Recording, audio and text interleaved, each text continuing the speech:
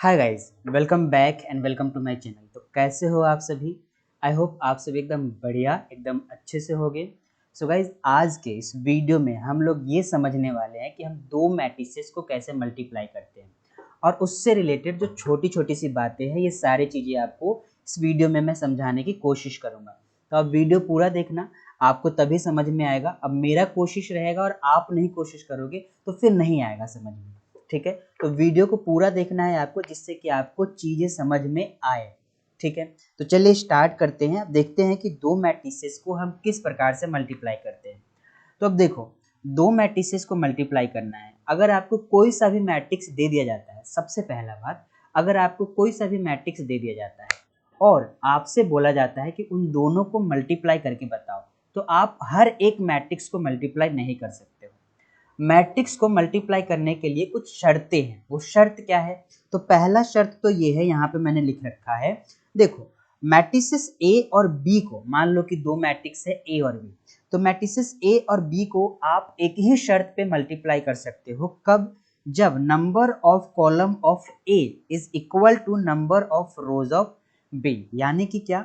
यानी कि ये है कि यदि आपको कोई मैट्रिक्स ए दे रखा है, ठीक है, जो कि है m बाई n ऑर्डर का, और दूसरा मैट्रिक्स बी दे रखा है जो कि है r बाई p ऑर्डर का। समझे बात?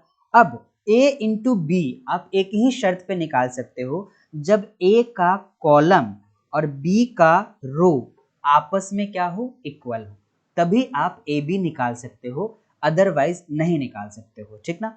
तो वही चीज मैंने यहाँ पे लिख रखा है। यदि a आपका m बाई n मैट्रिक्स है और b आपका n बाई p मैट्रिक्स है, तो आप ए बी निकाल सकते हो।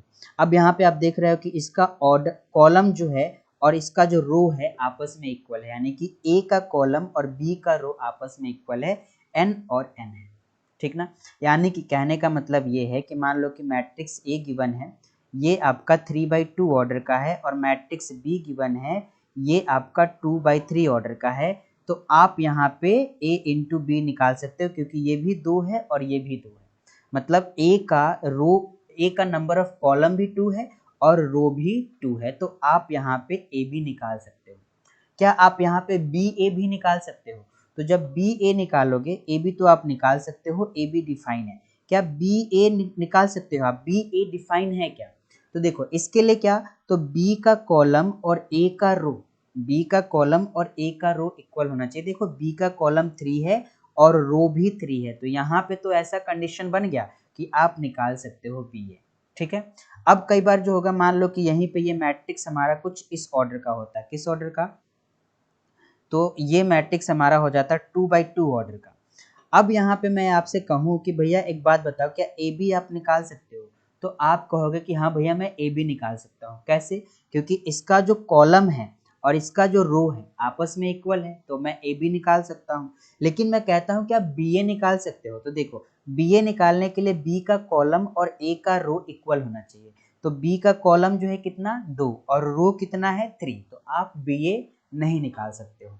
आप, आई होप आपको यहाँ पे बात समझ में आ गया होगा कि कब आप मैट्रिक्स मल्टीप्लिकेशन कर सकते हो। अब जब मैट्रिक्स मल्टीप्लिकेशन करोगे तो कैसे करोगे, उसके एलिमेंट क्या होंगे, इस चीज को हमको समझना है, जो कि हम एग्जाम्पल के थ्रू समझते हैं। देखिए, यहाँ पे आपको एक एग्जाम्पल दे रखा है, मैट्रिक्स ए और मैट्रिक्स बी। ओके, अब दोनों को मल्टीप्लाई करना है। सबसे पहले, क्या आप ए बी निकाल सकते हो? क्या आप ए बी निकाल सकते हो? तो आप कहोगे हाँ बिल्कुल निकाल सकते हैं। क्यों निकाल सकते हैं? क्योंकि ये मैट्रिक्स 2/3 का है और ये मैट्रिक्स 3/2 का है। तो आप कहोगे कि भैया इसमें जो है कॉलम और इसका रो, यानी कि ए का कॉलम और बी का रो आपस में इक्वल है, तो मैं ए बी निकाल सकता हूँ। तो ए बी मैं निकाल सकता हूँ, it means A B define है। तो ए बी डिफाइन होगा तो क्या आएगा? ए बी डिफाइन होगा तो कोई ना कोई मैट्रिक्स ही आएगा। वो मैट्रिक्स का अब ऑर्डर क्या होगा? जैसे कि यहाँ पे भी मैंने बताया अभी कि यहाँ पे ए बी डिफाइन है, लेकिन इसका ऑर्डर क्या होगा? तो इसका यहाँ पे जो ऑर्डर हो जाएगा ए बी का, वो हो जाएगा 3/, इस केस में, इस वाले केस में 3/2 का ऑर्डर हो जाएगा। इस केस में क्या होगा? m/p का ऑर्डर हो जाएगा। तो इस केस में क्या हो जाएगा? इस वाले केस में हो जाएगा 2/2 का ऑर्डर हो जाएगा, ठीक है? देखो, यहाँ पे आप समझ रहे हो, आई होप आप इस बात को समझ रहे होगे कि यहाँ पे क्या है, रो और कॉलम इक्वल है, जो ए बी निकल के आएगा उसका भी ऑर्डर होगा क्योंकि वो एक मैट्रिक्स होगा, और ऑर्डर क्या होगा, तो 2/2 का जो बच गया m/p वही ऑर्डर हो जाएगा, ठीक ना। तो इसमें क्या हो जाएगा 2/2 का, तो इस तरह से आप मैट्रिक्स बनाओगे और ये 2/2 का हो जाएगा। अब इसमें आप एलिमेंट डाल दो, क्या a11 a12 और क्या a21 और a22। अब हमको a11 a12 a21 a22 निकालना पड़ेगा, तो अब इसको कैसे निकालेंगे भैया, तो निकालने का तरीका मैं बता रहा हूँ। देखो ए बी निकालोगे तो आप ए बी मैं यहाँ बता रहा हूँ, ए जो है क्या हो जाएगा, ए आपका ए हो जाएगा 1 -1 2 है, 0 3 4 है, एंड बी क्या है, बी आपका है 2 7 -1 1 5 और -4। अब यहाँ समझो, यहाँ समझो, A11 का क्या मतलब है, A11 का मतलब है कि आपको मैट्रिक्स ए का फर्स्ट रो लेना है एंड मैट्रिक्स बी का फर्स्ट कॉलम लेना है। समझना बात को, मैट्रिक्स ए का A11 का क्या मतलब है, ए बी कर रहे हो तो ए का फर्स्ट रो लेना है और बी का फर्स्ट कॉलम लेना है, ओके, और इनके कोरोस्पोंडिंग एलिमेंट्स को मल्टीप्लाई करके ऐड कर देना है, आपको A11 मिल जाएगा, ओके। यानी कि क्या, तो हमारा यहाँ पे जो ए बी आएगा वो हो जाएगा क्या, वो हो जाएगा 1 और 2 मल्टीप्लाई करेंगे, तो 1 और 2 को मल्टीप्लाई करेंगे 1 इंटू 2 हो जाएगा, और फिर क्या होगा, देखो फर्स्ट रो बोला ना, और फर्स्ट कॉलम के सारे कोरोस्पोंडिंग एलिमेंट्स को ऐड करना है, मल्टीप्लाई करके ऐड करना है। अच्छा, तो इन दोनों को कर दिया, ये हो गया, -1 और -1 को मल्टीप्लाई करेंगे 1 होगा, तो ऐड करके -1 इंटू -1 कर दो, तो -1 इंटू -1, उसके बाद फिर क्या ऐड करके और क्या करोगे, 2 इंटू 5 कर दो, तो ये आ जाएगा 2 इंटू 5, हो गया। इतनी बात समझ गए। अब देखो, अब क्या करना है, अब आपको A12 निकालना है, तो A12 का क्या मतलब है, तो 12 का मतलब है कि भाई देखो first row and second column, first row को मल्टीप्लाई करो सेकेंड कॉलम के साथ, और वो भी क्या, सारे कोरोस्पोंडिंग एलिमेंट्स को, तो 1 को मल्टीप्लाई करोगे 7 के साथ, तो क्या हो जाएगा, ये 1 इंटू 7 प्लस, अब फिर क्या, -1 को मल्टीप्लाई करो 1 के साथ, तो ये क्या आ जाएगा, -1 इंटू 1, फिर प्लस करके क्या, 2 को मल्टीप्लाई करो -4 के साथ, तो 2 इंटू -4, तो इस तरह से मल्टीप्लाई हमको करना है, ओके, तो इस तरह से मल्टीप्लाई करना है। अब देखो ये जब सॉल्व करोगे तो ये आपको A11 मिलेगा, ये जब सॉल्व करोगे तो आपको A12 मिलेगा, ठीक ना। अब A21 के लिए क्या, तो second row and first column इसको मल्टीप्लाई करो, तो सेकेंड रो और फर्स्ट कॉलम के कोरोस्पोंडिंग एलिमेंट्स को, तो इन दोनों को करेंगे तो भैया 0 हो जाएगा, प्लस उसके बाद 3 और -1 को करेंगे तो माइनस का 3 हो जाएगा, तो यहाँ पे मल्टीप्लाई करके ही लिख लेते हैं, जब पूरा लिखे हैं तो यहाँ पे क्या हो जाएगा 3 इंटू -1 और प्लस उसके बाद क्या, 4 एंड 5 को करेंगे तो 20 हो जाएगा, सो 4 इंटू 5 कर देंगे। इन द सेम वे अब क्या, तो A22 बोले तो सेकेंड रो सेकेंड कॉलम, ठीक है, तो second row second column, it means क्या, 7 into 0 plus 3 into 1 plus 4 into -4। अब इसको जो है आपको कुछ नहीं करना, अब फटाफट से सॉल्व करना है, आ जाएगा ए बी निकल के। अब देखो यहाँ पे ये फर्स्ट एग्जाम्पल था, इसीलिए पूरा डिटेल एक्सप्लेनेशन देना जरूरी था। अगर आपको आता है तो बहुत बढ़िया बात है, लेकिन नहीं आता, जिनको बिल्कुल ही नहीं पता है, जीरो से सीख रहे हैं मैट्रिसेस, तो उनके लिए ये सारी बातें बताना जरूरी था, ठीक है। अच्छा जी, जरूरी था। अब ए बी निकाल लो, आप ए बी जो है सॉल्व कर लो, ए बी सॉल्व करोगे तो क्या आ जाएगा, देखो ये आपका हो गया 2 1 और 10, 2 1 10 कितना हो गया, 13 हो गया, तो यहाँ पे क्या आ जाएगा, ये आ गया 13। अब इसको सॉल्व करोगे 7 -1 और -8, तो -9 + 7, तो -9 + 7 कितना हो जाएगा, -2 हो जाएगा। उसी तरीके से इसको सॉल्व करोगे -3 और ये 20, तो कितना हो जाएगा, 17 हो जाएगा ये। और इसको सॉल्व करोगे तो कितना हो जाएगा, 3 और -16, ये तो 0 हो गया, तो 3 और -16 इट मीन्स -13 हो जाएगा, -13 हो गया। और ये आपका आ गया A × B जो कि 2/2 का मैट्रिक्स है, ठीक है, 2/2 का मैट्रिक्स है।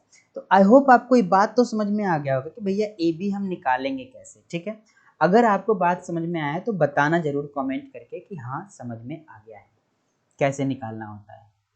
तो चलिए अब आपको इतनी बात तो समझ में आ गई कि भैया हम मैट्रिक्स को मल्टीप्लाई कैसे करते हैं और उसके एलिमेंट को कैसे निकालते हैं, ठीक ना। रो और कॉलम को मल्टीप्लाई करना है, रो और कॉलम के कोरस्पॉन्डिंग एलिमेंट को, ठीक ना। चलिए अब यहाँ पे इसको भी आप आराम से कर सकते हैं। यहाँ पे देखिए, यहाँ आपसे एक मैट्रिक्स ए और मैट्रिक्स बी दे दिया है, ओके। अब आपसे क्या बोला है, ए बी और बी ए निकालो। उसके बाद आप ये बताओ कि ए बी और बी ए इक्वल नहीं होता है। अब इस बात को ध्यान रखो कि भैया अगर हम मैट्रिक्स को मल्टीप्लाई करते हैं और ए बी और बी ए मान लो डिफाइन भी हो जाता है, तो इन जनरल जरूरी नहीं है कि ए बी और बी ए इक्वल भी हो जाए, किसी पर्टिकुलर केस में हो सकता है, लेकिन हमेशा हो जाए जरूरी नहीं है। पर्टिकुलर केस में हो सकता है, हमेशा हो जाए जरूरी नहीं है, ठीक है। तो देखिए यहाँ पे ए बी निकाल सकते हो, तो देखो यहाँ पे 2/3 है और ये 3/2 है, तो ऑफकोर्स आप ए बी निकाल सकते हो। और ए बी का ऑर्डर क्या आएगा, तो ऑर्डर आ जाएगा 2/2 का, ठीक ना। जब आप ए बी निकालोगे तो ए बी मैं निकालता हूँ, अब देखो डायरेक्ट निकालेंगे, फटाफट निकालेंगे। ए बी निकालता हूँ, देखो ए बी निकालना है A11 यानी कि first row and first column के कोरस्पॉन्डिंग एलिमेंट को, तो 1 और 2 को मल्टीप्लाई करेंगे तो 2 हो जाएगा, प्लस प्लस प्लस -2 और 4 को मल्टीप्लाई करेंगे तो क्या आ जाएगा, -8 आ जाएगा, और 3 और 2 को मल्टीप्लाई करेंगे तो +6 आ जाएगा, ठीक है।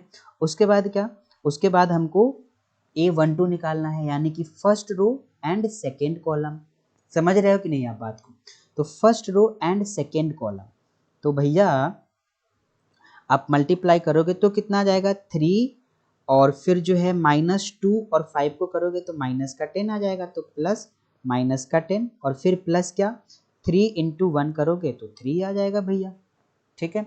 अच्छा उसी तरीके से A21 का मतलब second row and first column, 2 मतलब सेकेंड रो एंड 1 मतलब फर्स्ट कॉलम, ठीक ना। तो क्या हो जाएगा, -4 एंड 2 को मल्टीप्लाई कर लो तो -8 प्लस 2 और 4 को मल्टीप्लाई कर लो 8 प्लस 5 और 2 को कर लो 10, ओके।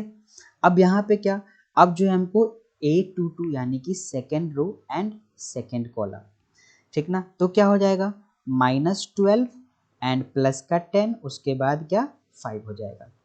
तो इसको जब सॉल्व करोगे तो ये आपको क्या दे देगा, तो यहाँ पे ये हो गया आपका 0 हो जाएगा ये, ठीक है, 0 हो जाएगा ये आपका। तो ये हो गया 0 और बाकी का इधर हो जाएगा -4 और ये हो जाएगा कितना 8, नहीं 10, और क्या हो जाएगा, ये हो जाएगा 3। तो ये आपका ए बी निकल के आ गया। अब यहाँ पे बी ए भी निकालना है। अब देखो बी ए कैसे निकालोगे, तो बी ए निकालना भी उसी तरीके से है। तो बी ए सबसे पहले तो देखो क्या निकाल सकते हो, तो निकालने के लिए बोला है तो भैया आप निकाल ही सकते हो, ऐसा नहीं है कि नहीं निकाल सकते हो, ठीक ना। अब बी ए निकालोगे तो एक काम करो, इधर आप ए मैट्रिक्स ले लो। ए मैट्रिक्स जो कि क्या है, 1 है। तो ए में क्या क्या है, तो ए में हमारा जो है 1 है, माइनस का 2 है, 3 है, -4, 2 एंड 5 है। अब बी ए निकालेंगे तो बी ए का ऑर्डर क्या होगा, सबसे पहले तो ये समझो। तो B A equal to, B A का ऑर्डर क्या होगा, तो देखो बी का जो कॉलम है वो ए के रो के इक्वल है क्या, ये 2/3 है, तो ऑफकोर्स यहाँ पे देख रहे हो कॉलम एंड रो इक्वल है। अब बी ए का ऑर्डर क्या हो जाएगा, तो बी ए का ऑर्डर ये वाला 3/3, यानी कि बी ए जो है 3/3 आ रहा है। अब तो आप यहाँ से समझ सकते हो कि भैया ए बी एंड बी ए नहीं होगा इक्वल। क्यों नहीं होगा, क्योंकि ये 2/2 है और बी ए जो है वो 3/3 आएगा। तो मैट्रिक्स इक्वल कैसे हो जाएगा, मैट्रिक्स को इक्वल होने के लिए क्या चाहिए, तो पहला तो उनके जो ऑर्डर है वो सेम होने चाहिए और दूसरा उसके कोरस्पॉन्डिंग एलिमेंट सेम होने चाहिए। यहाँ पे तो ऑर्डर सेम ही नहीं होगा ना, ऑर्डर सेम नहीं होगा तो इक्वल भी नहीं होगा। अब आप क्या क्या आएगा वो आप निकाल सकते हो, कैसे निकालोगे, तो सेम तरीके से जैसे मैंने बताया। देखो यहाँ पे बी ए में मान लो हमारा पहला एलिमेंट C11 है। C11 का क्या मतलब है, तो C11 का मतलब है कि first row and first column, यानी कि बी का फर्स्ट रो एंड ए का फर्स्ट कॉलम। तो जब निकालोगे तो देखो बी का फर्स्ट रो एंड ए का फर्स्ट कॉलम 2 इंटू 1 करोगे तो क्या हो जाएगा 2 हो जाएगा, प्लस उसके बाद क्या करोगे 3 इंटू -4 करोगे तो क्या आ जाएगा माइनस का 12 आ जाएगा, है ना। अब यहाँ पे क्या C12 निकालोगे तो C12 का क्या मतलब first row and second column, यही है ना। तो first row and second column बोले तो क्या, तो बोले तो भैया माइनस का 4 एंड प्लस का 6 हो जाएगा। कैसे हो जाएगा, तो ये 2 इंटू -2 करेंगे तो माइनस का 4 एंड 3 इंटू 2 करेंगे तो 6 हो जाएगा। ओके, अब C13 यानी कि क्या हो जाएगा, ये हो जाएगा 6 प्लस का 15। कैसे हो गया, तो देखो C13 first row and third column, first row and third column यानी कि 2 इंटू 3 करेंगे तो 6 हो जाएगा एंड 3 इंटू 5 करेंगे तो 15 हो जाएगा। ओके, इसी तरीके से बाकी के सारे को निकाल लेंगे, मैं आपको निकाल करके दिखा दे रहा हूँ एक बार। तो गाइज बी ए को जब आप मल्टीप्लाई करोगे तो कुछ इस प्रकार से जो है आपको मैट्रिक्स मिल जाएगा। आसान है, जैसे बताया है वैसे करोगे आपको ये मिल जाएगा। अब इसको सॉल्व करोगे तो आपको बी ए जो है कुछ ये मैट्रिक्स मिल रहा है। अब क्लियरली जैसा कि मैंने आपको बताया कि ये 3x3 मैट्रिक्स है, 3x3 ऑर्डर है और ए बी जो है ये 2x2 ऑर्डर का है। तो ऑर्डर ही इक्वल नहीं है तो फिर जो है मैट्रिक्स कैसे इक्वल होगा, तो हम यहाँ पे बोल देंगे क्या कि A B and B A is not equal, ये दोनों के दोनों आपस में इक्वल नहीं है। आई होप आपको ये बात समझ में आ चुका होगा कि मैंने यहाँ पे क्या किया। अब गाइज हम लोग आगे बढ़ते हैं, आगे देखते हैं कि आगे हमारा क्या क्या है इसमें। अब यहाँ पे देखो इस एग्जाम्पल को सिर्फ समझना है, करना नहीं है। देखो यहाँ पे आपको मैट्रिक्स ए गिवन है और मैट्रिक्स बी गिवन है। ए बी निकाला तो ए बी हमारा ये आ गया और बी ए निकाला तो बी ए हमारा ये आ गया। यहाँ पे जो है दोनों ही हम लोग निकाल सकते हैं क्योंकि यहाँ पे जो मैट्रिक्स है ये क्या है, तो ये 2x2 ऑर्डर का है और ये भी 2x2 ऑर्डर का है। तो देखो यहाँ पे ये आप निकाल सकते हो ए बी और बी ए भी निकाल सकते हो। जब बी ए निकालोगे तो ये भी तो 2x2 का ही है, तो इसमें भी ये और ये आपस में इक्वल हो जाएगा। बोले तो इसका रो एंड इसका कॉलम इक्वल हो जाएगा। तो अब भी ये भी निकाल सकते हो, वही निकाला है। अब यहाँ से आप देख सकते हो कि ये दोनों आपस में इक्वल नहीं है, ठीक ना, दोनों आपस में इक्वल नहीं है। इनका ऑर्डर तो सेम आया है लेकिन कोरस्पॉन्डिंग एलिमेंट सेम नहीं आया, तो इट मीन्स ये आपस में इक्वल नहीं है। तो हमेशा ध्यान रहे कि जब हम दो मैट्रिक्स को मल्टीप्लाई करेंगे, क्या दो मैट्रिक्स को मल्टीप्लाई करेंगे तो जरूरी नहीं है कि ए बी एंड बी ए आपस में इक्वल हो जाए, किसी पर्टिकुलर केस में हो सकता है। और वो पर्टिकुलर केस क्या है, तो पर्टिकुलर केस यहाँ पे मैंने लिख रखा है, देखो क्या है। If A and B both are diagonal matrix, यदि आप दो मैट्रिक्स को मल्टीप्लाई करते हो और दोनों ही आपका डायगोनल होता है, दोनों ही डायगोनल होता है। डायगोनल का क्या मतलब है, तो नॉन डायगोनल एलिमेंट्स जो होते हैं वो जीरो होते हैं। कहने का क्या मतलब, यहाँ पे ये मैट्रिक्स ए और बी जो है ये डायगोनल मैट्रिक्स है, इसमें ये नॉन डायगोनल एलिमेंट्स है और ये डायगोनल एलिमेंट्स है। A11, A22, A33 ये सब डायगोनल एलिमेंट होते हैं।